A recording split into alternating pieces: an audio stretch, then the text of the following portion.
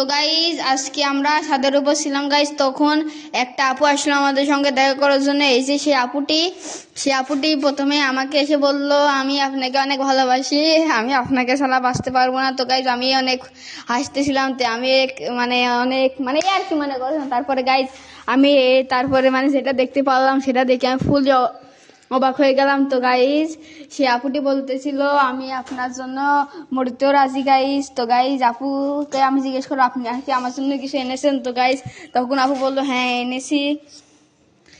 তারপর গাইজ সে কোথায় গেল গাইজ জানি না। সে গাছ থেকে পাতা ছিঁড়তেছিল গাইজ।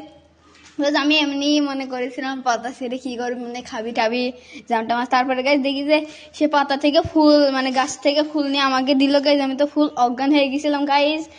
আমার সাথে যেটা ছিল গাইজ, আমি ফুল হ্যাং হয়ে গেছিলাম গাইজ। তো গাইজ আপনারা যারা আমার সঙ্গে দেখা করতে আসেন, আপনারা আমি কমেন্ট